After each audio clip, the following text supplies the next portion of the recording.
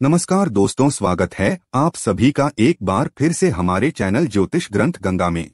नमस्कार, स्वागत है आप सभी का एक बार फिर से। दोस्तों, आप अपनी लाइफ में कुछ नया सीखना चाहते हैं तो चैनल को सब्सक्राइब जरूर करिएगा। दोस्तों, सूर्य देव को जल चढ़ाते समय भूल से भी ना करें, यह गलत है। पुराणों के अनुसार कहा जाता है कि संसार के समस्त मानव को स्नान करने के पश्चात सूर्य देव को अवश्य जल चढ़ाना चाहिए। तांबे के लोटे से जल चढ़ाना बहुत ही अच्छा माना जाता है। जल के साथ अक्षत एवं फूल मिश्रित कर सूर्य देव को जल चढ़ाने से सूर्य देव बहुत ही जल्दी प्रसन्न होते हैं। जल चढ़ाते समय सूर्य देव के मंत्र का उच्चारण करना चाहिए। इससे मन में सकारात्मक ऊर्जा प्रवेश करती है। जिनका स्वास्थ्य खराब होता है, यदि वे लोग हर सुबह स्नान करने के उपरांत सूर्य देव को जल चढ़ाते हैं तो उनको स्वास्थ्य से संबंधित जितनी भी समस्या होती है उन सभी का निवारण प्राप्त हो सकता है। बहुत से लोगों की कुंडली में सूर्य की दशा ठीक नहीं होती। जिन लोगों को अवश्य ही रोजाना स्नान करने के पश्चात सूर्य देव को जल चढ़ाना चाहिए, इससे उनके घर में जो भी खराबी है उसमें सुधार आ सकता है। सवाल यह है कि सूर्य भगवान को कैसे जल चढ़ाएं एवं कब जल। चलिए अब हम बात करते हैं कि सूर्य देव को जल चढ़ाते समय समय किन बातों का ध्यान रखना चाहिए।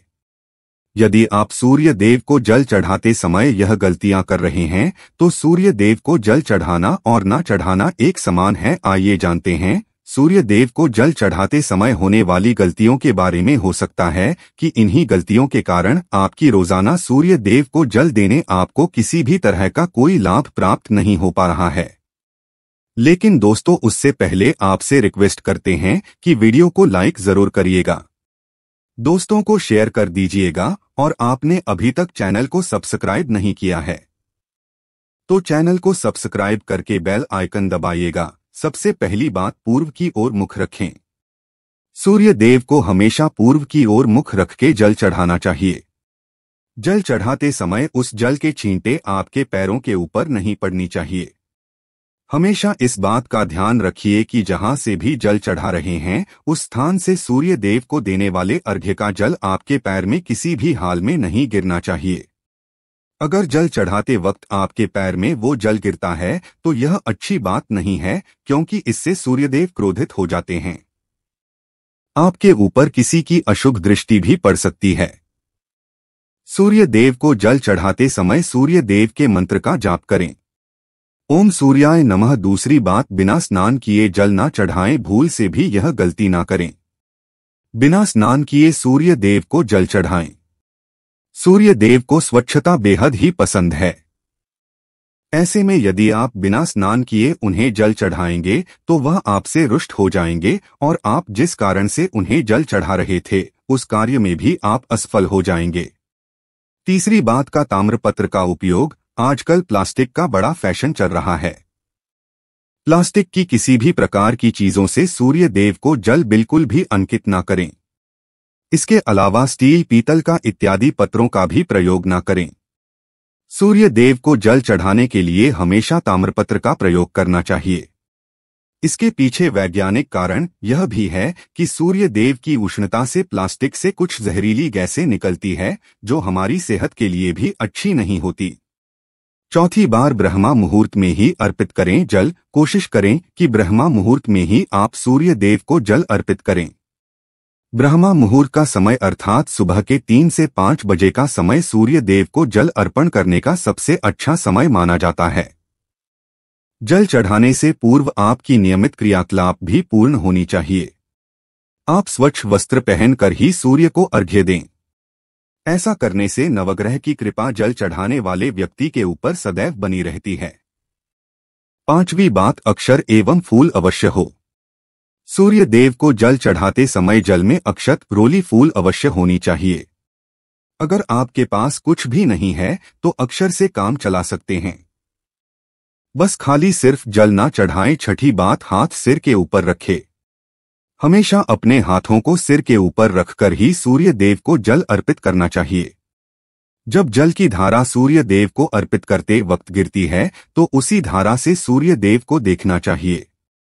कहा जाता है कि ऐसा करने से व्यक्ति के ऊपर सूर्य देव की कृपा बनी रहती है एवं व्यक्ति के मन में सकारात्मक ऊर्जा भी प्रवेश करती है। 7वीं बात, चप्पल ना पहने। भूल से भी आपके पैर में चप्पल नहीं होनी चाहिए। यदि सूर्य देव को चप्पल पहनकर जल अर्पण करेंगे, आपसे दूर हो जाएंगे और आपके जितने भी काम रुके हुए हैं वह सभी काम भी आगे नहीं बढ़ पाएंगे। इसलिए हमेशा सूर्य देव को नंगे पैरों में रहकर ही जल अर्पित करें। 8वीं बात, रविवार के दिन अवश्य जल चढ़ाएं। आप हर दिन सूर्य देव को जल चढ़ाएं या ना चढ़ाएं, लेकिन रविवार के दिन सूर्य को जल अवश्य चढ़ाना चाहिए, क्योंकि रविवार का दिन सूर्य भगवान का दिन होता है। इस दिन को अवश्य ही हर व्यक्ति को सूर्य देव को जल अर्पित करना चाहिए। इससे यदि आपकी कुंडली में किसी प्रकार का कोई सूर्य से संबंधित दोष है तो वो दोष गुण में परिवर्तित हो जाएगा। 9वीं बात, सादा भोजन लें। यदि आप सूर्य देव को हर दिन जल चढ़ाते हैं तो इस बात का अवश्य ध्यान रखें कि आप रविवार के दिन मांसाहार का सेवन करें। लाल रंग की सब्जी, मसूर की दाल न खाएं। यदि आप रविवार के दिन मिष्ठान ग्रहण करते हैं तो यह बहुत ही अच्छी बात है। रविवार के दिन लाल कपड़े भूलकर भी ना पहनें। अब बात करें उपायों के बारे में, तो रविवार का दिन भगवान सूर्य देव को ही समर्पित होता है। रविवार के दिन भगवान सूर्य देव की पूजा करना बहुत अधिक लाभदायी होता है। वैसे तो हमें प्रतिदिन ही सूर्य देव की पूजा करनी है, लेकिन विशेष रूप से भगवान सूर्य देव की पूजा कर लेनी चाहिए तो आपको एक तांबे का पात्र लेना है। उस तांबे के पात्र में आपको जल रखकर सूर्य देव को हर रविवार को अर्पित करना है। अगर आप प्रतिदिन नहीं कर पाते हैं तो रविवार को जरूर करें। वैसे आपको प्रतिदिन सूर्य देव को जल जरूर देना चाहिए। चाहे आप कोई भी पूजा नहीं कर पाते हैं, समय नहीं है आपके पास, तो सिर्फ स्नान करने के बाद सूर्य देव को जल अर्पित कर देते हैं, तब भी आपके जन्म कुंडली के ग्रह दोष समाप्त हो जाते हैं और आपको जो भी परेशानियां होती हैं उन परेशानियों से मुक्ति मिलती है। जब आप सूर्य देव को जल अर्पित करते हैं, गायत्री मंत्र का जाप करें। गायत्री मंत्र का जप यथासंभव कर सकते हैं। अगर आपके पास समय है तो 108 बार कर लीजिए, नहीं तो जितनी देर आप जल दे रहे हैं वहां पर खड़े होकर सूर्य देव के सामने 5 मिनट तक कर लीजिए। इससे आपको बहुत लाभ होता है।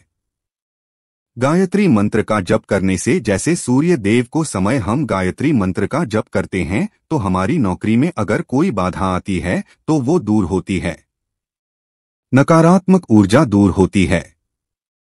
रविवार के दिन सुबह जब आप सूर्य देव को अर्घ्य देते हैं तो उसमें थोड़ा सा गुड़ मिला लीजिए। इससे क्या होगा, इससे आपकी सभी कामनाएं पूर्ण होंगी।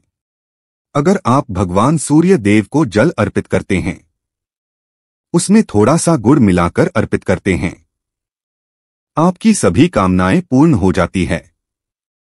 भाग्य का साथ बहुत लोगों को नहीं मिलता है। बहुत से लोग कंप्लेंट करते हैं कि हमारा भाग्य हमारा साथ नहीं देता है।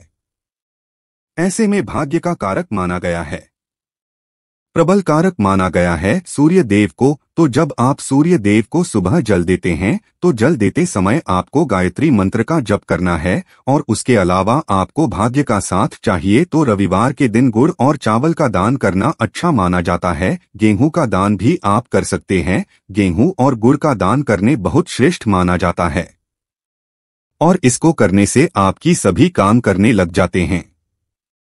अगर आप यह दान करते हैं, सूर्य देव की कृपा से आपके जो काम होते हैं, जो रुके हुए हैं, बनने लग जाते हैं। भाग्य का साथ आपको प्राप्त हो जाता है।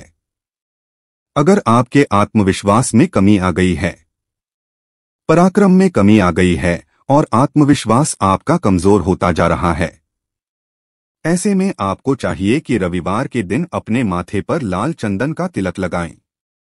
लाल चंदन जल में डालकर भगवान सूर्य देव को अर्घ्य दे दीजिए और अपने माथे पर भी आपको लाल चंदन का तिलक लगाना है।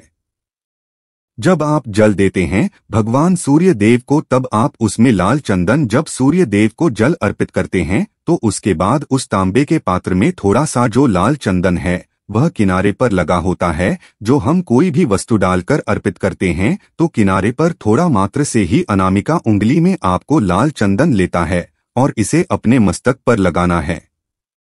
अगर आप यह प्रतिदिन करते हैं तो निश्चित बहुत शीघ्र आपके आकर्षण में वृद्धि होती है, आपकी सभी काम बनने लग जाते हैं। आप अगर व्यापार करते हैं, जिनसे भी डीलिंग करते हैं, जिनसे भी आपका व्यापार है, जिससे भी आपका व्यापारिक रिश्ते बहुत मजबूत स्थिति में होता है, आपके मान सम्मान के साथ आपके आत्मविश्वास में भी वृद्धि होती है। सूर्य देव की कृपा पाना चाहते हैं तो लाल मसूर की दाल किसी ब्राह्मण को रविवार के दिन दान कर दीजिए। अगर आप किसी ब्राह्मण को लाल मसूर की दाल दान करते हैं तो इससे आपके जन्म कुंडली के ग्रह दोष दूर होते हैं। यह आप 7 रविवार कर लीजिए कि आप दान करते हैं। अब जैसे इस रविवार से अपने शुरू किए तो 7 रविवार लगातार कर देंगे तो आपको बहुत शीघ्र लाभ हो जाता है, ग्रह दोषों से मुक्ति मिल जाती है। रविवार के दिन गुड़ खाकर किसी काम पर निकलना चाहिए। जैसे प्रातःकाल आप थोड़ा सा गुड़ खा लेते हैं तो इसे सूर्य देव बलि हो जाते हैं, और गुड़ और चावल से बनी हुई खीर अगर आप सूर्य देव को चढ़ाते हैं तो इससे दिन भी बहुत अच्छा हो जाता है। भगवान सूर्य देव को अर्पित करने के बाद आप यह खीर प्रसाद स्वरूप स्वयं भी खा सकते हैं और परिवार के सभी लोग खा सकते हैं। इससे आपकी तरक्की होती है, जीवन में आपको सफलता की प्राप्ति होती है। व्यापार हो, नौकरी हो, हर जगह आपको तरक्की मिलती है। और अगर आपके घर में कोई बीमार है, बहुत समय से बीमार है, तो उनसे कहें कि वह सूर्य देव को तांबे के पात्र में रोली और लाल फूल डालकर अर्पित करें। लाल फूल आप कोई भी ले सकते हैं, गुलाब का, गुड़हल का, को भी लाल फूल उपलब्ध, उसको तांबे के पात्र में डाल करें। थोड़ी सी रोली या लाल चंदन डाल सकते हैं। ऐसा करने से सूर्यग्रह बलि हो जाता है तो आत्मविश्वास भी बढ़ता है। आत्मा की कारक है सूर्यो देव, और जब हमारा आत्मविश्वास बढ़ता है रोगों से मुक्ति मिलती है, नकारात्मक शक्तियों से छुटकारा मिल जाता है, दवाइयां काम करने लग जाती है। रविवार के दिन आदित्य हृदय स्तोत्र का पाठ जरूर करना चाहिए। अगर आप चाहते हैं आपको सूर्य ग्रहण का पूर्ण लाभ प्राप्त हो, चाहे आपकी जन्म कुंडली मजबूत स्थिति में भी हो, तब भी रविवार को आपको आदित्य हृदय स्तोत्र का पाठ जरूर करना चाहिए। आदित्य हृदय स्तोत्र का पाठ अगर आप 3 बार करते हैं प्रतिदिन, या फिर 3 बार रविवार को भी कर लेते हैं, तो इससे भी आपके जीवन की परेशानियां दूर होती हैं। आपके मन में कोई भी कामना हो, जैसे हमने शुरू में ही कहा था, गुण चाहिए, संतान चाहिए, सम्मान चाहिए, आत्मविश्वास चाहिए, शिक्षा में सफलता चाहिए, नौकरी में सफलता चाहिए, सरकारी नौकरी चाहिए, जीवन में आपकी कोई भी समस्या हो, हर समस्या से मुक्ति पाने के लिए आपका आत्मविश्वास बली होना बहुत आवश्यक है। अगर आपके अंदर आत्मविश्वास होगा तो आप कोई भी समस्या से मुक्ति पा लेंगे। और आत्मविश्वास की प्राप्ति तभी होती है जब सूर्य हमारी जन्म कुंडली में अच्छी स्थिति में होते हैं। एक बहुत ही अचूक उपाय हम आपसे शेयर करने वाले हैं, इसे आप जरूरी कीजिए। अगर आप किसी भी प्रकार से किसी भी समस्या से घिरे हुए हो, कोई भी आपकी विशेष कामना है, तो यह आप जरूर कीजिए। सूर्य को आप जब जल देते हैं तो जल देते समय आपको एक बेलपत्र डालना है, और इस बेलपत्र के साथ आपको भगवान सूर्य को जल देना है। तो आप तांबे का पात्र ले लीजिए, उसमें थोड़ा सा गंगा जल डालें, थोड़ा सा जल डालें, एक रोली डालें और एक बेलपत्र डालें। और इसके साथ ही आप थोड़े से अक्षत भी डाल सकते हैं। अक्षत क्या होता है? चावल होता है जिसके टूटे हुए दाने न हो, बिल्कुल साबुत चावल होता है, उसे अक्षत कहा जाता है। तो थोड़े से अक्षत, रोली, बेलपत्र डालकर भगवान सूर्य देव को जल देना है। 7 बार में आपको जल देना है। जैसा कि बताया जाता है कि आपको 3 बार में जल देना चाहिए, रुक रुक कर।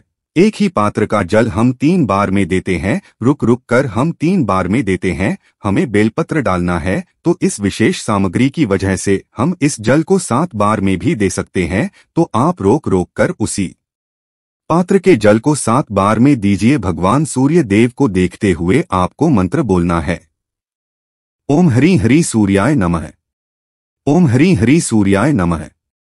तो इस प्रकार से आप इस मंत्र बोलते हुए अगर सूर्य देव को जल अर्पित करते हैं तो शीघ्र ही आपकी मन की कामनाएं पूरी हो जाती हैं। आपकी जो भी कामना है भगवान सूर्य देव से कहें, थोड़े समय तक आप आदित्य हृदय स्तोत्र का पाठ कर सकते हैं। चाहे तो 1 बार, 3 बार या 108 बार गायत्री मंत्र का जप कर लीजिए या भगवान सूर्य देव का कोई भी एक मंत्र जिसका आप 108 बार जप कर सकते हैं। जरूर इस प्रयोग को करने के बाद कीजिए, इससे आपकी कामना बहुत जल्द पूरी हो जाती है। दोस्तों, आज की वीडियो में हमने सूर्य को मजबूत करने के उपाय बताए हैं। सूर्य को मजबूत करना बहुत आवश्यक है। सूर्य आत्मा के कारक है और बहुत जरूरी है आत्मविश्वास का बली होना। अगर हम जीवन में किसी भी प्रकार की सफलता पाने चाहते हैं तो आप प्रतिदिन सूर्य देव की आराधना कीजिए और रविवार के दिन विशेष रूप से कीजिए।